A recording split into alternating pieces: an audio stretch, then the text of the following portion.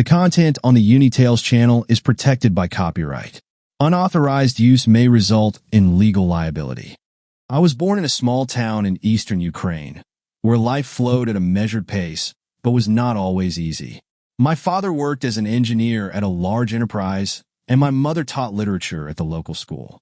Ours was a simple, hard-working family, but a very close-knit one. My parents always instilled in me a simple truth. Nothing in life comes easy, and everything must be earned through hard work. These words seem to be etched into my consciousness from childhood. My father devoted a lot of attention to my upbringing. He always said that a real man must be strong, both physically and mentally. Every morning began with exercises, after which he would spend long hours recounting the days when he served in the army. His memories of service ignited my imagination. Cold dawns, strict discipline, comrades with whom he endured many hardships. Even back then, I knew I wanted to connect my life with military service. When I was 14, representatives of one of the country's most prestigious military academies visited our school. They were scouting for talented teenagers to enroll in a specialized intelligence program. My father was the first to support my desire to try. The exams were challenging, but I passed every stage of selection, from physical training to tests of intelligence and logic. Thus began my journey. Studying at the Higher Intelligence Academy in Kyiv was incredibly tough. The instructors demanded flawless execution of every task, leaving no room for mistakes. Despite the challenges, I felt that this was my true calling. The years of training hardened me, taught me to make quick decisions, spot details others overlooked, and never back down in the face of difficulties. After successfully completing my studies, I was assigned to a secret intelligence unit. This was no longer just service. It was a completely different world, where every operation could be the last. My first mission was participation in a peacekeeping mission in the conflict-torn Balkans, in Yugoslavia. I saw destroyed cities, lost lives, and displaced people, and it forever changed my perception of the world. Then came Iraq. We participated in operations to maintain order, guarded strategic facilities, and helped local residents whose lives had turned into an endless struggle for survival. The hot sand, omnipresent danger, and nights where sleep felt like an unattainable luxury taught me the true meaning of a team.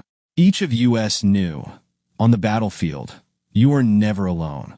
There is always someone beside you who will cover you in the toughest moments. The peacekeeping missions hardened me completely. Returning home after each one, I saw the world with new eyes. The peaceful life, joyful faces, and familiar sounds of my hometown seemed incredibly precious, something to be cherished at all costs. Despite everything happening around me, I never considered serious relationships. My life was unpredictable and dangerous, and every new mission could be my last. I could not afford the luxury of love or family. It meant taking responsibility for someone else's life. And in my profession, responsibility already came at too high a cost.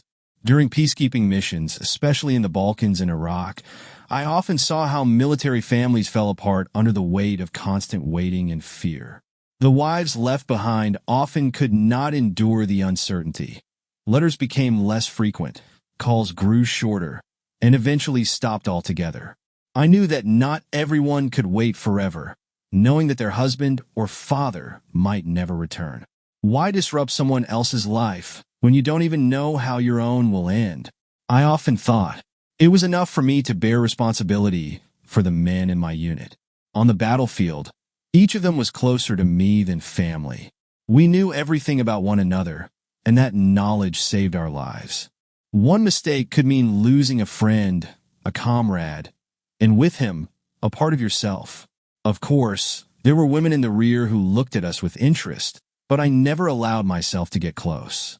Too many times I had seen love turn into pain and the bitterness of loss. Returning home, knowing you had left someone with a broken heart, seemed to me the worst possible fate.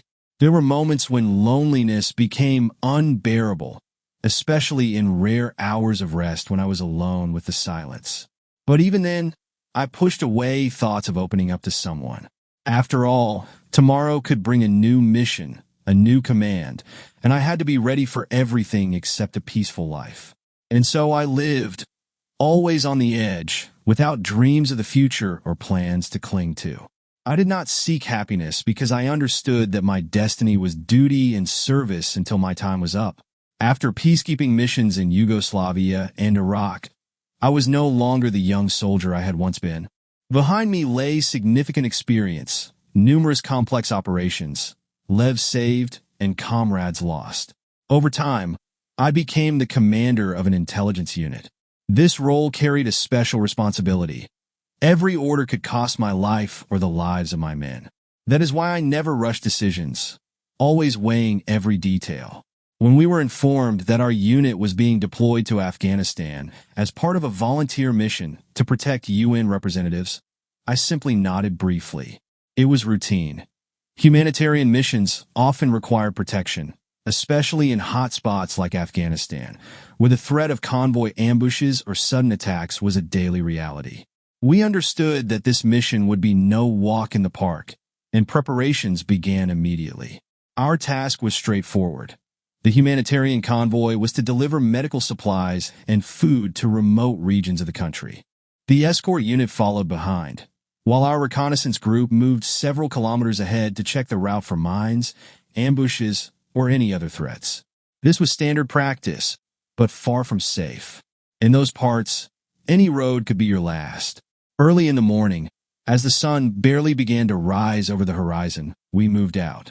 6 men, each like a brother to me.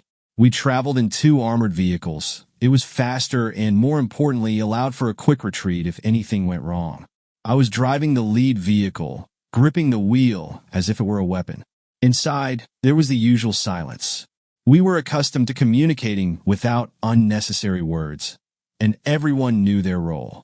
A few kilometers in, we radioed the main group, confirming that the road was clear. But after covering a few more kilometers, I noticed a glint in the distance on a slope. It could have been anything, a shard of glass, a piece of metal. But my intuition, honed over years, told me to be cautious. Everyone stay alert. Possible ambush, I said briefly over the radio. We slowed our pace. I had barely issued the order to stop when the first shot rang out. A hail of bullets followed, and armed insurgents began descending from the side slopes. It was an ambush. We were caught in a kill zone. Take defensive positions, I commanded, opening the door and jumping out of the vehicle. We took cover behind the armored cars, returning fire. Bullets whizzed dangerously close. There was little cover and too many enemies. They knew our group would be ahead of the convoy and had been waiting for us. Call for backup, I shouted to the radio operator. We need to hold out for at least 10 minutes. The fight was intense. We fired almost non-stop, covering each other. One of my men, Sergei, was hit in the leg but kept firing as if nothing had happened. Adrenaline kept us going. We couldn't retreat. The humanitarian convoy was behind us, and if we didn't hold the line, they would walk straight into the trap. At some point, a deafening explosion erupted nearby. I was thrown several meters, slamming my head against the rocky ground. My ears were ringing and my vision blurred, but I knew I couldn't stop. Gritting my teeth, I got back on my feet and continued to command, though every second was a struggle. Then I felt a sharp pain in my side. A bullet had struck me, piercing my body armor just above the waist. I dropped to one knee, tried to stay conscious. Commander's hit, I heard one of my men shout, but I couldn't respond. Darkness began to close in. The last thing I remember is someone running toward me and dragging me back to the vehicle. I regained consciousness in a helicopter, the sound of the rotors and the voices of medics filling the air. The pain was so intense that I wanted to scream, but I stayed silent. I knew we had won that fight, and most importantly, we had saved those we were protecting. I was rushed to a hospital in Kiev on an emergency flight. That was where the long battle for my life and recovery began. The doctors immediately informed me that the injuries were severe. The bullet had damaged internal organs, and the impact from the explosion had caused a concussion and multiple contusions. I only remember fragments, operating room lights, injections, the faces of doctors. One thought kept me going. I had to survive, not for myself, but for those who were waiting for my return.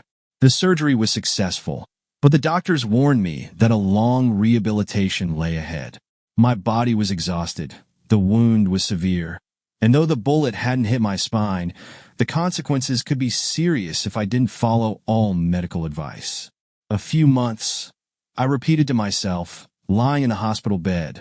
For someone used to constant movement, it felt like a sentence. Each day blended into the next. Physical therapy, exercises, treatments. I forced myself to work on my recovery because, for me, it was more than just regaining my health. It was my path back to the field, back to the people with whom I shared every dangerous day. A couple of weeks later, news outlets began talking about our mission and my injury. It was unexpected, as such operations were rarely covered publicly. Journalists framed it as a story of heroic protection of a humanitarian mission, and my injury became a symbol of the dangerous work done by peacekeepers. I had never sought fame and always believed that the true work of a scout should remain in the shadows. However, avoiding attention proved impossible. One morning, an officer responsible for public relations stepped into my hospital room with a practiced smile and said, "A journalist wants to come and see you. She's young, persistent, and says she wants to tell a story about peacekeepers." We thought it might be a good idea. People should know what you do out there. An interview? I asked, not hiding my displeasure. Do you really think it's necessary? Look, you saved an entire convoy, he shrugged. I think it's worth telling. She seems decent, not the kind who's after sensationalism. I sighed heavily. Everything in me protested against the idea, but I couldn't refuse. The next day, at the agreed time, the door opened, and a young woman in her mid-20s entered the room. Tall, slender, with short blonde hair and attentive gray eyes. She looked confident, but there was a subtle nervousness in her movements, as if she understood she was stepping into a world where she didn't quite belong. "Hello, my name is Anna." She introduced herself with a slight smile, extending her hand. "I work for a major magazine, writing about people involved in peacekeeping missions. I heard your story and thought readers would find it interesting to learn what it's really like." I shook her hand, trying to hide my irritation. She spoke calmly and without pretension, which immediately eased the tension somewhat. "All right, Anna, go ahead and ask," I replied curtly, gesturing for her to sit on the chair next to the bed. She turned on her recorder, took out a notebook and pen. Her questions were simple and direct. How we prepared for the operation, what happened on the day of the fight, and how I dealt with the injury. I answered honestly but sparingly, avoiding unnecessary details. "Why did you choose such a dangerous profession?" she asked at one point, looking at me with those attentive eyes. That question always caught me off guard. I paused before answering. Someone has to do it. I don't know. I guess even as a kid, I understood that I didn't want to stand by when others needed help. Over time, it just became a part of who I am. Life on the edge isn't something you can easily put into words. Anna jotted down my response, but didn't rush to her next question. She seemed lost in thought for a moment. "Weren't you scared?" she asked quietly. "Knowing that every day could be your last?" I smirked. "Of course. It's always scary. But if you stop being afraid, that's when something's really wrong.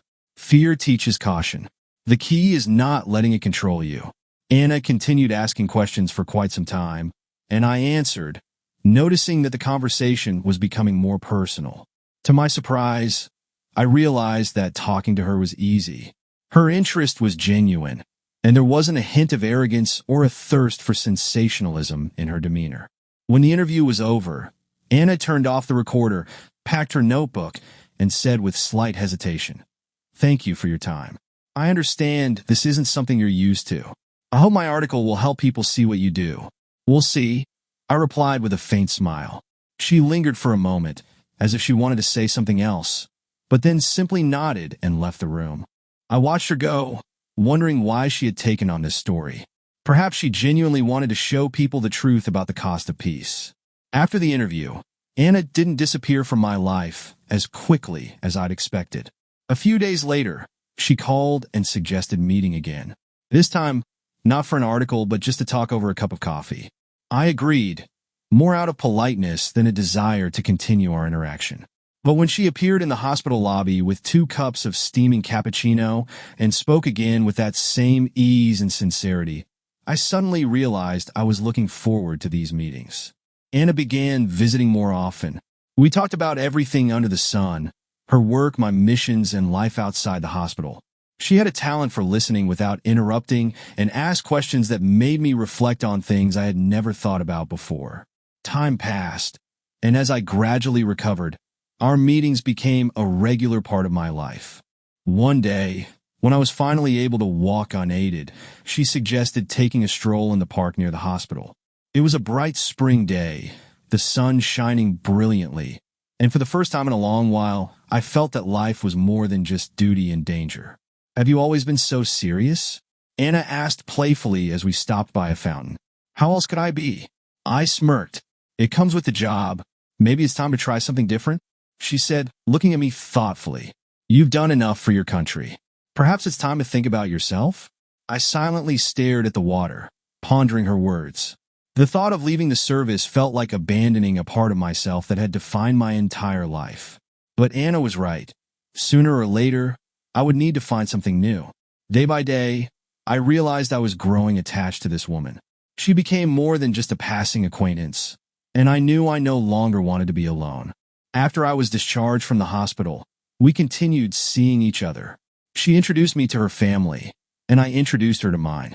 My mother immediately took a liking to Anna, saying she was the kind of woman who could pull me out of a world of constant danger and loneliness. A few months later, I finally worked up the courage to propose. It was an ordinary evening. We were sitting in her kitchen, drinking tea and watching the warm summer sunset slowly fade outside the window. I took out a small velvet box and, looking in her eyes, said, "Anna, you've changed my life. You've shown me that there's more to life than service. I'm not good with fancy words, but will you marry me?" She looked at me in surprise, then started laughing and crying at the same time, nodding. "Of course I will, you fool." We got married 6 months later. It was a modest ceremony, attended only by our closest family and friends. I didn't want a grand celebration. It was enough to know that beside me was someone who saw not just a soldier, but simply a man. This marked the beginning of a new chapter in my life. A life where, for the first time in many years, I felt I could truly be happy. Anna became my steadfast support, and I became her protector, though not on the battlefield, but in peaceful everyday life. After the wedding, I thought long and hard about my future. Staying in the field, participating in missions, and risking my life every day had been my reality for years, but now everything was different. Anna was with me, and I couldn't allow myself to be reckless anymore.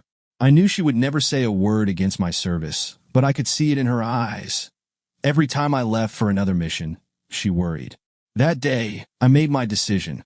I went to the commander's office and asked to be transferred to a desk job.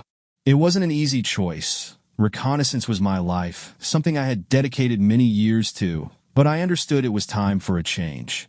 The commander listened attentively, remained silent for a while, and then finally leaned forward over his desk and said, "You were one of the best in the field," he said with a heavy sigh. "I understand your decision, and to be honest, I expected it. People like you rarely leave the service entirely.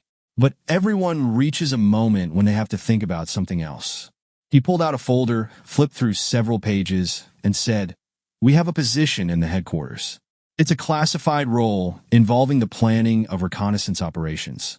You know what's needed and how it's done, which means you can pass your experience on to others.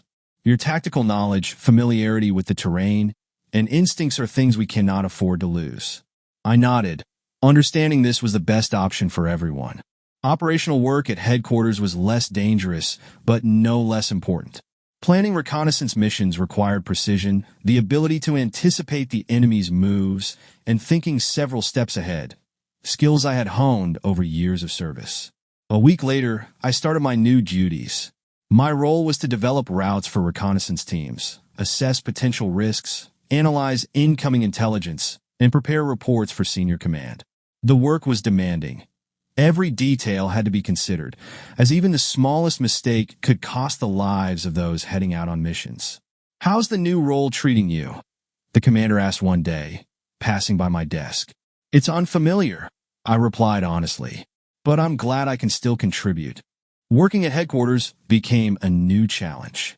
There were no gunfights or whizzing bullets, but the responsibility felt even greater. I wasn't just accountable for myself anymore. I was responsible for the safety of those executing my plans. Each time I sent a team out on a mission, I felt the same anxiety I had experienced while in the field. Anna supported me in every way. She understood I couldn't fully leave the military, but took comfort in knowing I was now in less danger. Every evening when I came home, she greeted me with a smile that could make even the toughest day better. The first months of my new life passed quickly. Despite the changes, I felt I was still fulfilling my duty, only now in a different capacity.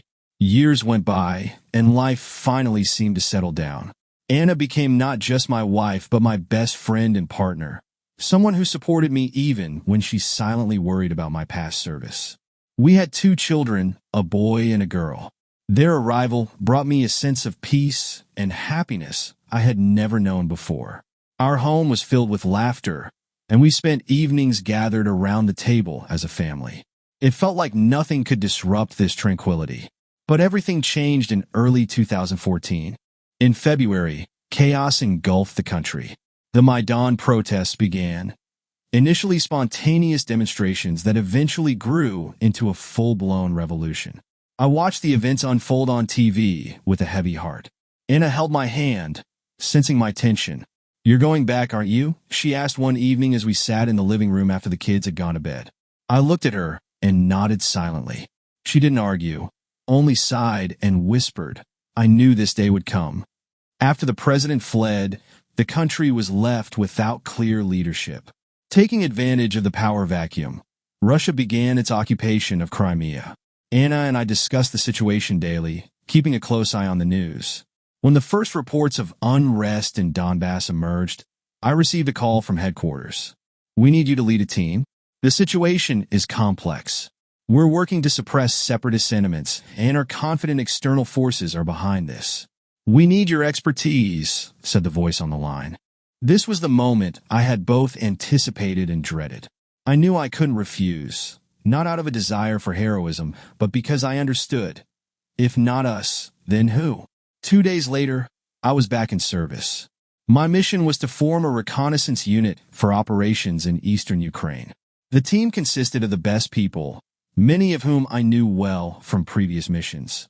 They were experienced fighters, capable of operating under challenging conditions and understanding the value of every day on the front line.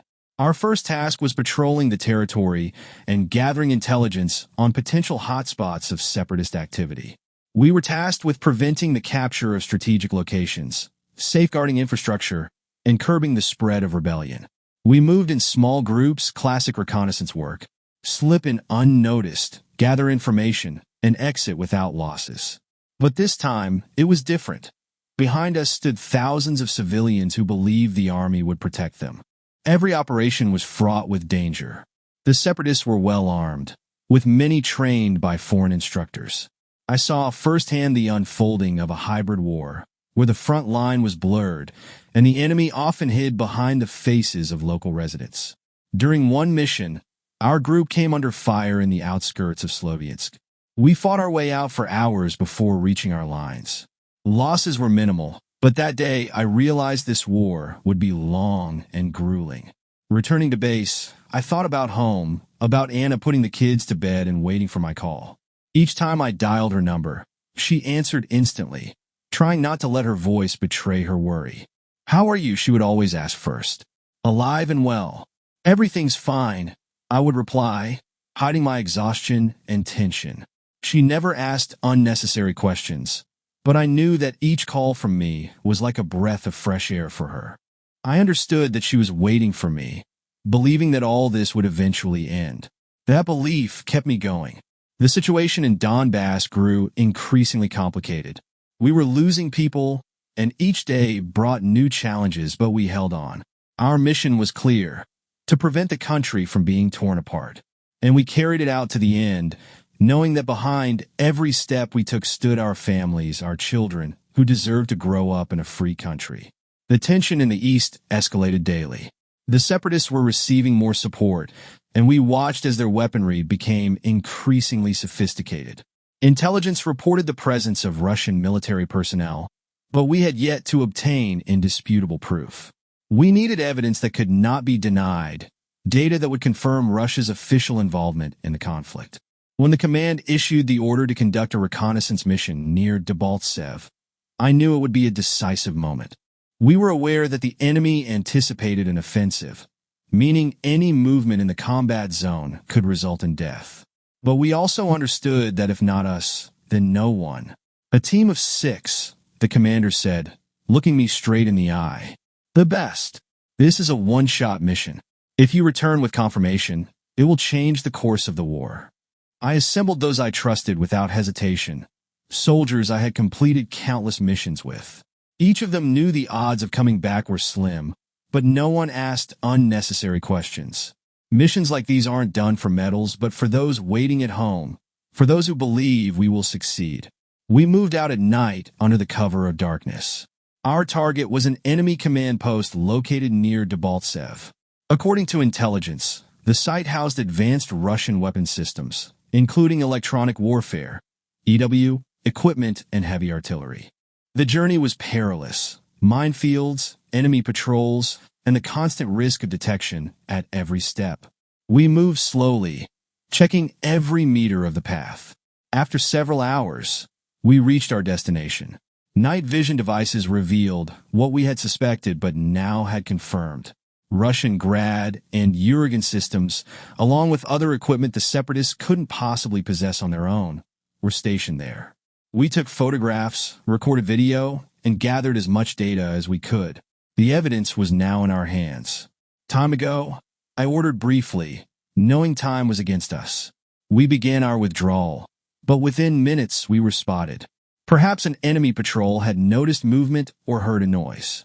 Soon, the first shot rang out, followed by a barrage of gunfire. We tried to retreat in zigzags, changing positions, but the enemy was too close. Left flank, I shouted, covering the group's retreat. A bullet whizzed past my head, and the next moment a sharp pain shot through my left side. It felt like fire ripping through me, and my legs buckled. I tried to stand, but the pain was unbearable. "The commander's hit," yelled Sergei. "Keep going." I rasped, clutching my wound. "Finish the mission. We can't afford to fail." But my men weren't about to leave me behind. 2 of them rushed toward me, using suppressing fire to cover themselves, and began dragging me to the nearest cover. The enemy was closing in, and bullets kicked up dirt around us, but my team didn't falter. "Hang on, Commander. We'll get you out," Sergei said through gritted teeth. The pain from the wound blended with the chaos of the battle, but I forced myself to stay conscious. We retreated slowly, fighting our way back until we finally reached our lines. The moment we crossed into the safe zone, I blacked out. When I came to, I was in a helicopter, the roar of the rotors and the voices of medics surrounding me. It was the second serious injury of my career, and once again, I was being flown to a hospital. This time, it was much worse. The bullet had grazed a lung and fractured my ribs. I was taken to a military hospital in Kiev, where the best doctors began the fight for my life. The surgery was successful, but they warned me immediately. Recovery would be a long process. Rehabilitation took longer than I expected. The doctors explained that the wound was severe, and it would take at least 6 months for me to recover. During the first few weeks, I waited for Anna to come, as she had after my first injury. I expected her support, hoping to see her face that had always given me strength. But she barely came. Throughout my entire rehabilitation, Anna visited me only twice. The first time, she came with the kids, as if fulfilling some obligation. The second time, she came alone, muttering the usual phrases about how everything would be fine, then left so quickly that I didn't even have the chance to ask her any questions. I felt that something had changed, but I tried to push away the negative thoughts, convincing myself it was temporary. When I was finally discharged, I grabbed my bag and headed home. It was late autumn, the gray sky heavy and oppressive, with a chilly wind biting at my face. All I could think about was coming home, seeing the kids, sitting with them at dinner, and life returning to normal. Climbing the stairs, I pulled out my keys and quietly opened the door. The apartment was silent, except for muffled laughter and whispers coming from the kitchen. At first, I thought it was the kids, but as I walked down the hallway, I heard a coarse male voice. A knot formed in my stomach. I took a few more steps and stopped at the kitchen doorway. What I saw made my blood run cold. Sitting at the table, with a newspaper spread out in his hands, was a large, heavy-set warrant officer. His face was flushed, his shirt half unbuttoned, revealing a bulging belly. On his lap, comfortably nestled, was Anna. She was wearing only a short robe with nothing underneath, giggling as she whispered something into his ear. I stood frozen, trembling as a storm of emotions surged within me. At first, it was shock, then fury that rose from somewhere deep inside.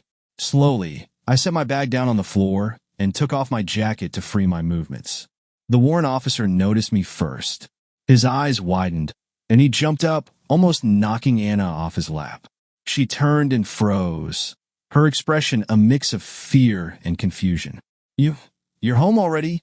she stammered, clutching her robe tightly around her. I didn't reply. Drawing my tactical knife from its sheath on my belt, I stepped forward slowly. The blade glinted under the dim kitchen light, and the warrant officer's face turned pale. "Calm down, man, calm down," he stuttered, backing away. We were just talking." I took another step, holding the knife at waist level. The warrant officer retreated further, tripping over a chair leg and collapsing heavily onto the floor. His face contorted with terror, and his pants quickly darkened. He had wet himself in fear. "Just talking," I repeated quietly, gripping the knife tightly. My voice was low and hollow, as if it came from the depths of the earth. "In my house with my wife. Like this." The warrant officer couldn't respond. He was trembling, gasping for air like a fish out of water. Anna suddenly stepped between us, raising her hands.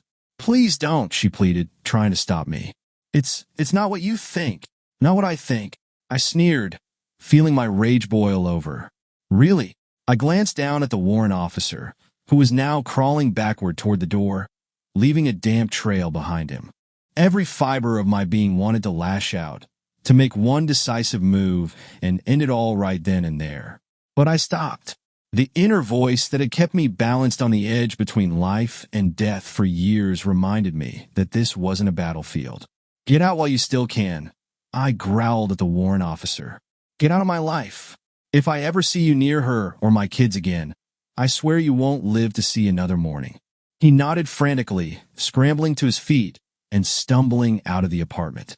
The front door slammed a few seconds later, and silence fell over the apartment once again.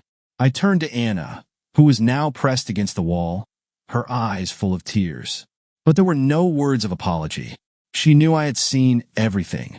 In the silence of the kitchen, only my heavy breathing could be heard. I stared at Anna, waiting for her to say something, anything, but she remained silent, clutching her robe at her chest as if it could somehow shield her. Slowly, I sheathed my knife, stepped closer, and said in a cold, even voice, "Talk. Everything. I want to know how long this has been going on." It was just one time," she stammered, avoiding my gaze. "It means nothing. Don't lie to me." I cut her off, clenching my fists. "I just saw you sitting on his lap, as if it were nothing." "One time? Are you kidding me?" Anna opened her mouth to speak, but fell silent when she saw the expression on my face. I stepped even closer, forcing her to retreat against the wall. "How long?" I repeated, my teeth clenched to contain the fury. She sighed, her shoulders sagging as though she had realized there was no point in hiding the truth anymore. "A few months," she whispered. "You were in the hospital, and I felt so lonely. You're always away on your missions. And he was there." Those words cut through my soul like a blade. I looked at the woman I had spent years with, raising children, building a home, only to hear this excuse. "Lonely?" I asked hoarsely. "You felt lonely? And how do you think I felt? Lying in a hospital bed, wondering if I'd be crippled for life. I was waiting for you, Anna. Waiting for your support, like the first time. But you were here with him." She began to cry, trying to cover her face with her hands, but I no longer cared. Something inside me had shattered, and I knew it could never be repaired. "I'm packing my things," I said quietly, stepping back. "I'm leaving." "Wait," she began, but I had already turned away. I pulled out my phone, scrolling through the contacts until I found the number I needed. It was my old comrade, Oleg, who had retired from service and lived out of town. We stayed in touch often, and I knew he would understand without too many questions. "Hello, Oleg," I said, doing my best to keep my voice steady. "Hey, Commander," he replied cheerfully. "What's up?" "There's a problem. I need some time to think. Can I stay at your place for a couple of days?" "Of course. You know where to find the key if I'm not home." "Thanks, Oleg. I'll be there soon." I hung up and returned to the bedroom to pack my things. I took only the essentials, a few changes of clothes, my documents, and some personal items. Passing the kitchen on my way out, I gave Anna one last look. She was still standing against the wall, her shoulders slumped, as though waiting for me to say or do something. But I stayed silent. There was nothing more to say. I had heard everything I needed to hear. I approached the door, put on my jacket, and left the apartment without looking back. On the landing, I took a deep breath, trying to push away the bitterness gnawing at me from within. Descending the stairs, I got into my car and headed toward Oleg's house. I needed air. I needed to leave before I lost what little of myself remained. Oleg's house was outside the city, in a quiet spot near the forest. The road was familiar. I had been there several times before everything fell apart. As I drove out of the city, the hum of the engine was the only sound accompanying me. My thoughts were a tangled mess, and a mix of anger, pain, and disappointment still burned in my chest. When I arrived at the gates, I saw the lights on in the house, which meant Oleg was home. Before I could get out of the car, the door swung open, and Oleg appeared, a sturdy man in his mid-40s with a buzz cut and a sharp gaze that hadn't dulled even after he left the service. Well, Commander," he greeted me, striding over and pulling me into a firm hug. "Come on in, tell me what's going on." I nodded silently and, grabbing my bag, followed him into the house. Inside, everything was simple and cozy. Oleg had always preferred comfort without unnecessary frills.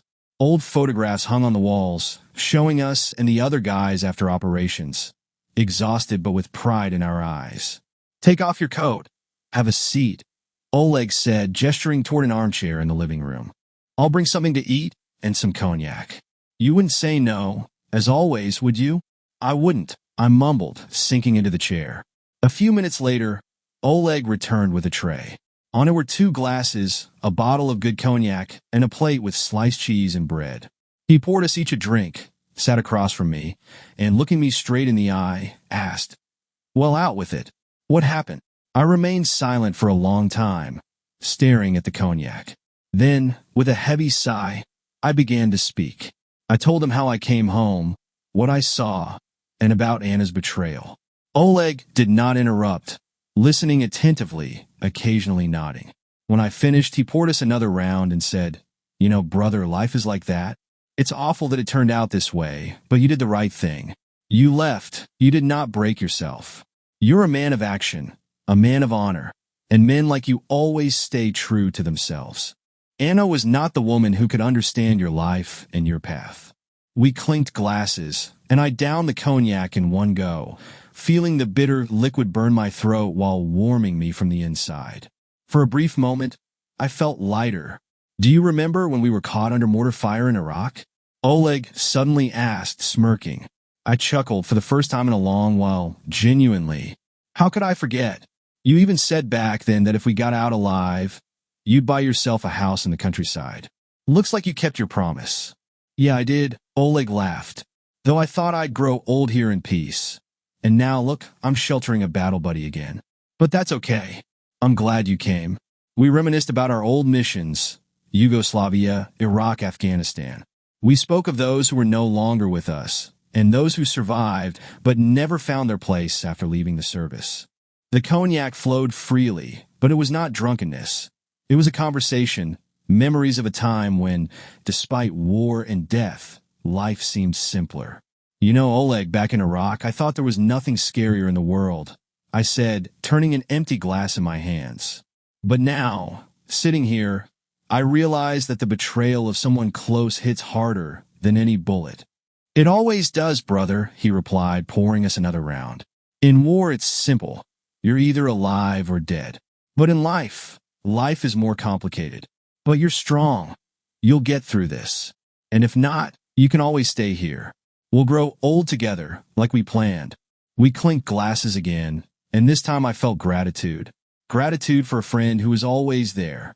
For this evening, which gave me the chance to vent and realize that life had not ended, even if it was falling apart now. Life at Oleg's place turned out to be peaceful and, one might say, even comfortable. After all the turmoil, I finally felt something close to balance.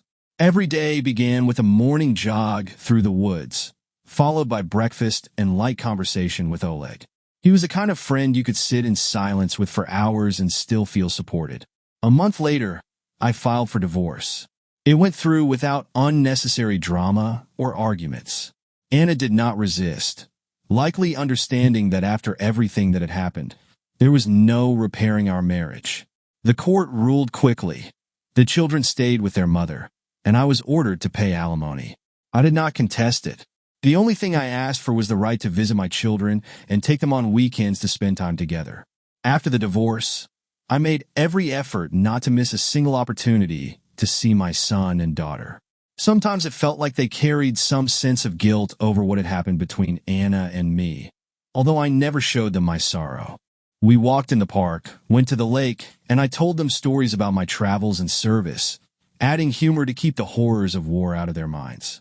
"Dad, will you be a soldier again?" my son asked one day as we sat on a bench by the pond. I paused for a moment, then smiled and said, "No, son. This time, I will stay here. I will be with you." After my second serious injury, the doctors deemed me unfit for further service, and I was discharged. That became a turning point for me. I could no longer be the person I had been my entire life. Now, I had to find myself anew in a civilian life without enemies, firefights, or night operations. I found work as a security consultant for a large company. My experience in reconnaissance and tactics proved valuable. The job was not as intense as my previous life, but it required attention to detail and the ability to analyze situations. I enjoyed what I was doing, though at times, I caught myself missing the past. The life where every day was a challenge, surrounded by people like me who were ready to have my back at a moment's notice. Oleg often teased me whenever he saw me absorbed in maps or schematics. "Hey, Commander, do you realize your maps are office security plans now, not combat missions? Relax. No one's going to shoot at you here." I would just smirk in response. He was right, but old habits are hard to break. The first year after the divorce passed that way. Life slowly but surely settled into a new routine. My ex-wife and I rarely communicated, only when it came to matters involving the children. I kept my distance, not trying to revisit the past. All I needed was to see my children grow up and to be a good father for them. Anna tried to rebuild her life after the divorce. I knew that things did not work out with that warrant officer. The scene of our last encounter had been too memorable. It turned out he had quickly disappeared from her life after that incident, likely not wanting to risk even a chance meeting with me. Some time later, I heard that Anna had a new man in her life. By then, I no longer cared. I felt neither pain nor anger, just a faint indifference. My only concern was my children's well-being. I wanted them to grow up happy and to know that their father would always be there for them, no matter the circumstances. My role as the head of security for a large corporation fascinated me from the start. Constant risk analysis, overseeing the security system, and working with people, it all suited me. Moreover, the job reminded me of my old life in reconnaissance, where every detail could play a decisive role. However, as time went on, I began to realize that something was missing. The days passed in a predictable rhythm, the tasks grew routine, and I found myself increasingly longing for something more. One day, after another management meeting, I returned to my office, sat at my desk, and pondered, why not start my own business? I said aloud, surprised at the thought. The idea of opening a private detective agency did not come out of nowhere. I had the experience, the connections, and most importantly, the desire to feel the thrill of real work again, where every day brought new challenges. I knew I could handle it. The decision came instantly. I would continue working as head of security while building my own business on the side. That evening, I called Oleg and shared my thoughts with him. "Well, look at you, Commander." He laughed. "You barely transitioned to civilian life, and you're already chasing adventures again." "I just can't sit idle," I replied. "I want to do something of my own." "Then let's do it together. I've been wanting to get into something like this for a while. I've got plenty of free time, and between the two of us, we have enough experience for several lifetimes." His offer delighted me. We agreed to meet the next day to discuss the details. Oleg came up with several great ideas for attracting our first clients and took on the organizational tasks. A couple of weeks later, we rented a small office in the city center. It was modestly furnished but tasteful. A few desks, chairs, a couple of cabinets for documents, and a large board for working on cases. A sign appeared on the door with a concise inscription: Private Detective Agency. Consultations and investigations. Thus began a new chapter in my life, a chapter in which I became myself again. Oleg and I took on a variety of cases, from searching for missing people to corporate investigations. The work was bustling. Every day brought new tasks, and I once again felt the excitement I had once experienced in service. But this time, everything was different. I was the master of my fate, and alongside me were my children, my loyal friend, and work that not only brought in money but also satisfaction. From the very beginning, Oleg and I understood that to become the best, we needed to earn trust and respect in professional circles. This meant establishing connections with law enforcement, the prosecutor's office, and the Security Service of Ukraine, SBU. Thanks to our past and intelligence, we didn't have to start from scratch. Many old comrades, with whom I had worked in hot spots, now held high positions. We knew how to act to gain their support. Our first step was to offer our help to the police in solving complex cases related to corruption and industrial espionage. Soon, prosecutors began reaching out to us for consultations on economic crimes.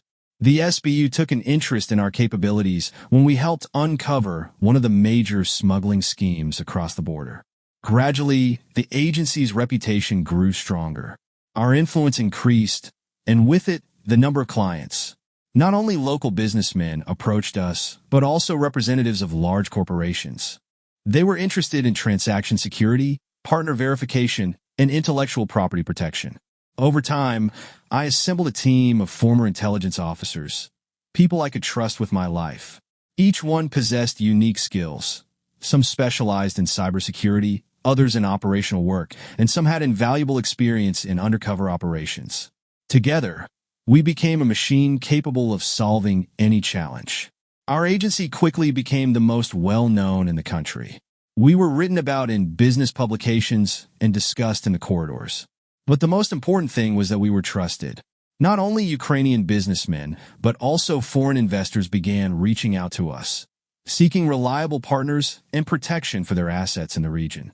One day, a representative of a large European corporation came to see me. He wanted to conduct a major deal with one of the local enterprises. "We've heard about your agency," he said, shaking my hand. "We need someone reliable to ensure the security of the deal and to vet the counterparty." I smiled. It was another step forward. We had not just become known, we were starting to go international. With each new client and every case solved, my confidence grew. I realized that I had found my calling in civilian life. The work at the agency gave me what I had been searching for all along: challenges, responsibility, and the chance to protect those who needed help. It was a typical workday. Oleg and I were discussing the details of another case when the secretary entered the office, glanced around nervously, and said, "There's a man here very influential. He says it's a matter of life and death." I exchanged a look with Oleg, and we nodded. A few seconds later, a man in his 50s walked into the office, well-dressed but clearly exhausted and tense. His face reflected anxiety and despair. "Hello," he began, sitting in the offered chair. "My name is Alexei Nikolaevich. I am involved in large-scale business in the real estate sector. But today, I am here not as a businessman, but as a father. I need your help. My daughter, she's missing."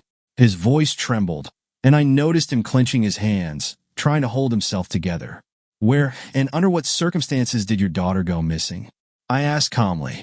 She went to a beauty contest in the United Arab Emirates. She's only 19.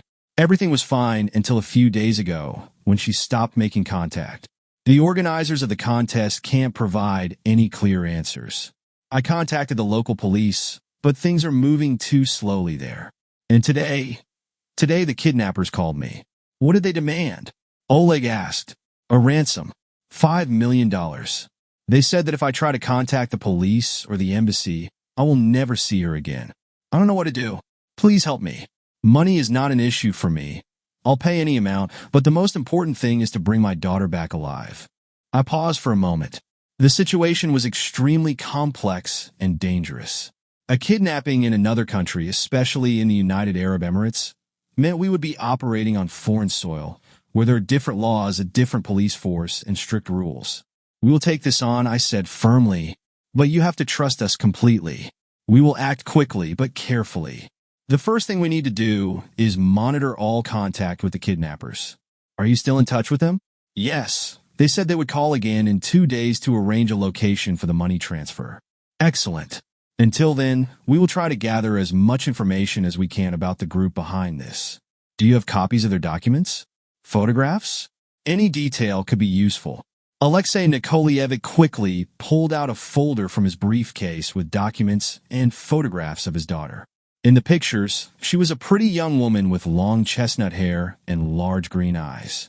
She smiled in every photo, but now, somewhere in a foreign country, her life could be hanging by a thread. We will start immediately, I said, closing the folder. Oleg, take care of the contacts on site. We have a couple of people in the Emirates who might provide useful information. I will handle the coordination here and negotiations with the kidnappers. Alexei Nikolaevich nodded gratefully as he stood up from the chair. Please bring my daughter back. I believe only you can do this. After he left, I closed the door and looked at Oleg. This won't be easy. Agreed, he grinned, pulling out his phone. But we've dealt with cases like this before. The key is finding their weak spot. We immediately got to work. Oleg contacted our acquaintances in the Emirates, former military men who worked in private security and were familiar with the local rules and environment. They promised to help gather any information about the beauty contest the girl had participated in. Meanwhile, I focused on analyzing the kidnapper's call. We brought in our communication expert who would try to track the source of the signal. It was a challenging task. Such groups usually use encrypted lines and disposable phones, but sometimes even small mistakes provide clues. By the evening of the next day, we received the first results. Our contacts in the Emirates reported that the organizers of the contest were linked to dubious people. In the past, they had been involved in scandals related to human trafficking and blackmailing wealthy families. It looks like we're dealing with a well-organized network, Oleg said, bringing the printouts of the findings. This isn't a random kidnapping. They picked a wealthy family, sent their daughter to the contest, and now they want a ransom. We need to hurry, I replied. The longer they keep her, the higher the risk that this won't end well. That evening, Alexei Nikolaevich called me, frantic. They contacted us again. They demanded confirmation that we are willing to pay the money. They said they will set a meeting location tomorrow. Stay calm, I said firmly. Tell them that you agree and wait for further instructions. We'll be ready by tomorrow. Now everything depended on whether we could find their hideout before the money transfer took place. We had one chance, and we couldn't afford to miss it. The decision was made instantly. In cases like this, there's no time for hesitation. Every minute could cost the life of a 19-year-old girl. We arranged a charter flight, and within a few hours, we were flying to the United Arab Emirates. On board the plane, I quickly coordinated with Oleg and our team to finalize our action plan. We have exactly 1 day, I said, looking around at my team. The kidnappers plan to contact the father tomorrow evening and provide a location for the ransom exchange. Before that time, we need to find them and rescue the girl. There are two options. Either we execute a lightning assault, or we act quietly if the situation allows. We've already prepared the weapons and transport, added Oleg. Our contacts on the ground have made arrangements with the right people, so the local law enforcement won't interfere or ask unnecessary questions. We flew in with a team of 6, myself, Oleg, and 4 former scouts, each with experience operating in hot zones. These were trusted individuals, reliable and cold-blooded, ready for any surprises. Upon landing in Dubai, we were met by our contact, a former security unit officer we had known since the Afghan days. He provided everything we needed: weapons, body armor, transport, and documents. "Everything's ready," he said, opening the trunk of a black SUV, revealing boxes with rifles, pistols, and other equipment. "The car's yours, and communications are set up. If you need anything, call. The locals know not to mess with you, so move calmly. But remember, this is the Emirates. If something goes wrong, there will be a lot of trouble." "Thanks. We'll try to do everything quickly and cleanly," I nodded, checking the gear. The first few hours were spent on the move, gathering information about the location where the girl was being held. Our contacts informed us that it was an old warehouse on the outskirts of the city, which had been used for illegal operations for a long time. It was a convenient place for the kidnappers, guarded by people under the control of a local crime boss and located far from residential areas, which made it difficult for the police to act. We headed to the warehouse as night fell. The journey was long, and every minute felt heavy. I knew we couldn't afford any mistakes. "We're approaching," Oleg said, looking through a night vision binocular. "At least for people outside. 2 security posts, one at the entrance, the other patrolling the perimeter. There might be more inside." I quickly ran through the plan. "Here's what we'll do. 2 will stay to cover the perimeter, and 3 will come with me. We'll move quietly, neutralize the guards, and infiltrate. If gunfire breaks out, the main objective is to get the hostage out. We need to finish before they realize what's happening." Oleg nodded, checking his weapon. We were used to working under such conditions, but I could feel the tension in the air. This was a different level: foreign country, foreign laws, and one mistake could lead to disaster. We started moving. The dark night concealed us, but every step was careful. The first security post was closer than we expected. I gave the signal, and one of our operatives quickly neutralized the guard, taking him down without a sound. Next, we reached the entrance of the warehouse. I pressed myself against the wall, listening. There was movement inside, voices. The kidnappers clearly didn't expect guests. "Ready?" I whispered, looking at Oleg. "Ready," he replied, keeping his rifle ready. I raised my hand, signaling the start of the operation. We burst inside quickly and clearly, just like we had done dozens of times before. The first shot was almost simultaneous with our entry. Oleg took down one of the guards who had reached for his weapon, while I covered him, keeping my sights on the second floor. "Clear," one of our team shouted. I rushed forward, checking the rooms. In the last room, tied up and sitting on the floor, was the girl. Her face was weary, but upon seeing us, she cried in relief. "It's going to be okay," I said softly, quickly cutting the ropes. "You're free." We got her outside in just a few minutes. The whole operation took less than 10 minutes, but it felt like an eternity. When we got in the car and headed back to the city, I felt the tension beginning to ease. "Good job, guys," Oleg said, looking around at us. "It went according to the book. Let's not celebrate until we get her home," I replied, glancing at the girl sitting in the back seat, wrapped in a jacket. "But the important thing is she's alive." We had just gotten onto the main road when I noticed headlights approaching in the rearview mirror. 2 cars were following us at high speed. I immediately realized these weren't just ordinary locals. This was the kidnappers' security. It seemed they had figured out what had happened, and were now planning to take the hostage back at any cost. "We got a tail," I said briefly, looking at Oleg. "Get ready." I noticed he replied calmly, pulling out his rifle. "How many?" 2 cars, at least 5 or 6 people, I estimated. "There are 2 options. Either we try to outrun them, or we fight. We won't escape on this road. They'll catch up," Oleg said, staring at me. "I think you know which option is better." "Then get ready," I told our guys in the back seat over the radio. "We stop, get out, and engage them. Fast, precise, no noise." I sharply turned the wheel, veering off the road onto a small parking area where we could take up a good defensive position. The car screeched to a halt. We rushed out and took positions behind the vehicle, using it for cover. The headlights of the approaching cars lit us up brightly, but it didn't stop us from keeping them in our sights.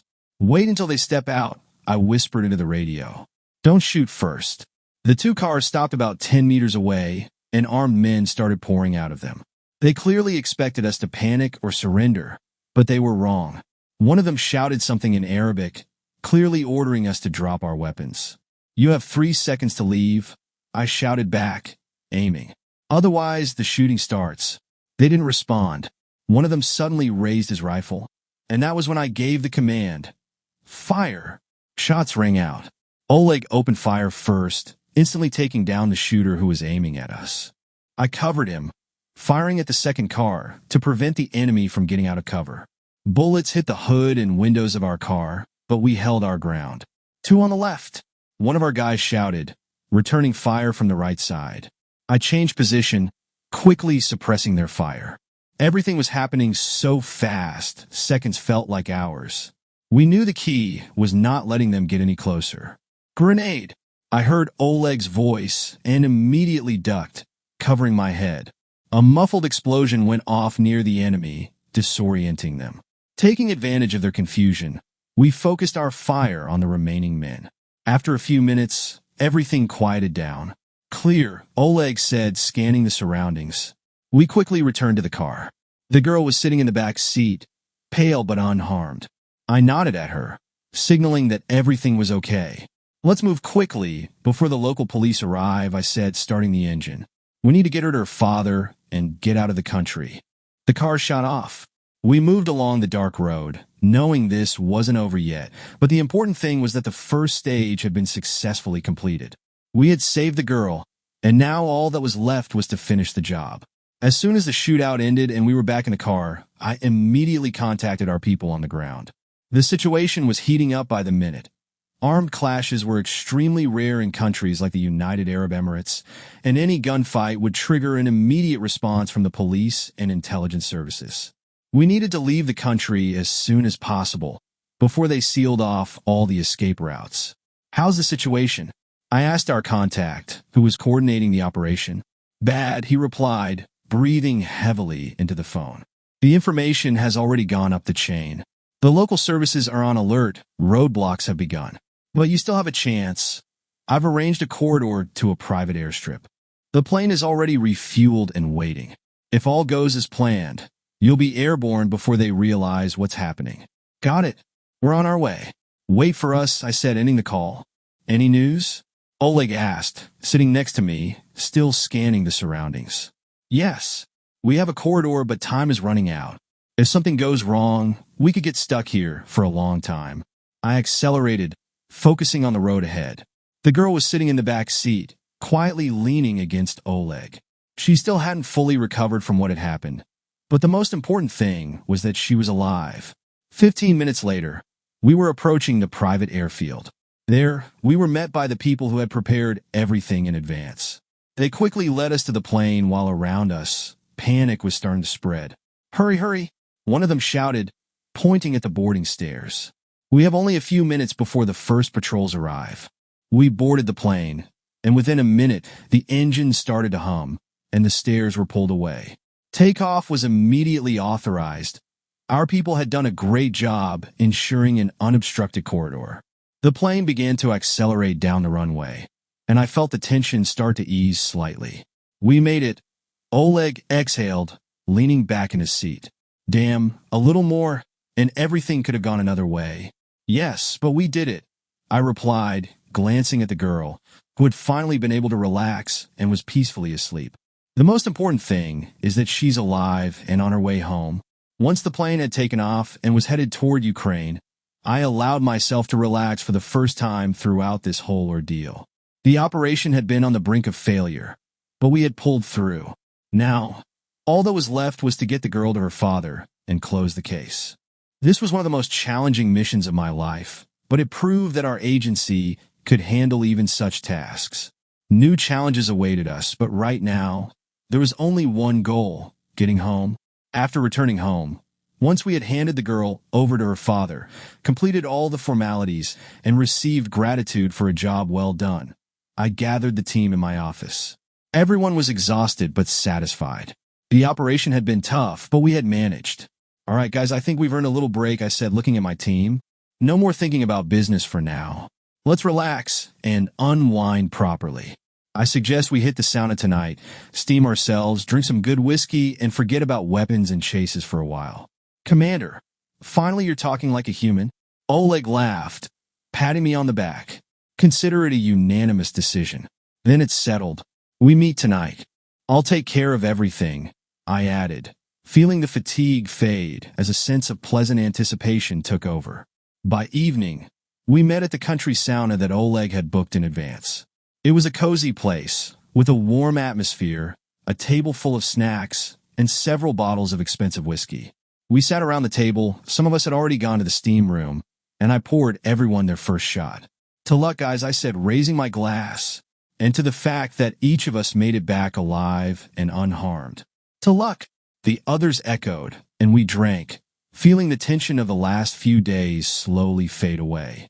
You know, Oleg began, putting his glass on the table. Every time I think it's time for us to quit these kinds of jobs.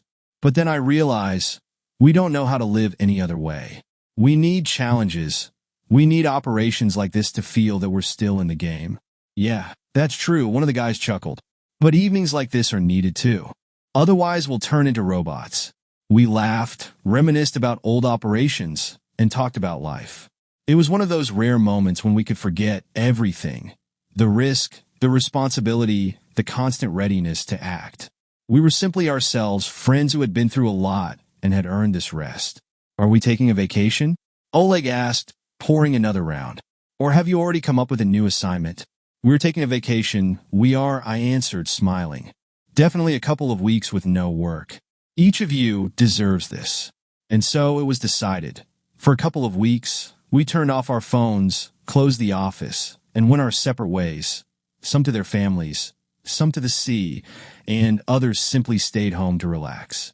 It was the first real vacation in a long time, and I felt that we had made the right choice. After all, new challenges awaited us, and to handle them, we needed time to recharge and recover. When we decided to spend the vacation together with my daughter, I was happier about it than words could express. After all the stress, work, and tense months, I just wanted to be with her away from all the problems, simply enjoying the time spent together. My son had just entered the military academy and couldn't make it. I was proud of him. He had chosen his own path, perhaps inspired by my example. But right now, I especially wanted to spend time with my daughter. She was only 14, and I knew that the teenage years were a tough time. I wanted to be there for her, to support her, and to show her that she could always rely on me. We chose the Carpathian Mountains for our vacation, somewhere we could disconnect from the hustle and bustle. Fresh air, mountain landscapes, and silence. Everything needed for a reset. The first few days were peaceful. We walked a lot, rode horses, laughed, and simply enjoyed each other's company. One evening, as we sat by the fireplace in a cozy cabin I had rented, I noticed that my daughter had become unusually quiet, staring at the fire. I decided not to press her, simply poured her some warm tea, and sat next to her. Is everything okay, sweetheart?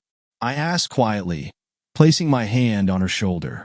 She was silent at first, as if gathering her thoughts, and then quietly said, Dad, I want to tell you something. I tensed up, but tried to keep a calm expression on my face, so she wouldn't feel uncomfortable. Of course, tell me. I will always listen to you. She lowered her eyes, gripped the cup tightly, and began speaking softly, almost in a whisper. Mom, she changed a lot after your divorce. At first, everything was fine, but then she started drinking. More and more every month. When she met a new man, it seemed like things would get better, but her voice trembled, and I noticed how she struggled to hold back tears. He turned out to be nothing like we thought. He started hitting her, and then he started coming after me. I felt something inside me ignite. Anger, rage. Emotions overwhelmed me with such force that I had to take several deep breaths to keep myself in check. But right now, I had to think about her feelings. Does he do this often? I asked, trying to keep my voice calm, though inside, everything was boiling. A few times, she replied, not raising her eyes. But I always try to leave, to hide. Mom sometimes defends me, but more often, she stays silent. She's afraid of him, and I'm afraid too, she said, and tears streamed down her cheeks. I hugged her tightly, pressing her against me. Enough. You won't go back there. You'll stay with me. No one will ever hurt you again. Do you hear me? I said firmly, holding back the rage that was threatening to explode. She clung to me, sobbing. I understood that I couldn't just let this go. Something needed to be done, and I already knew where I would begin.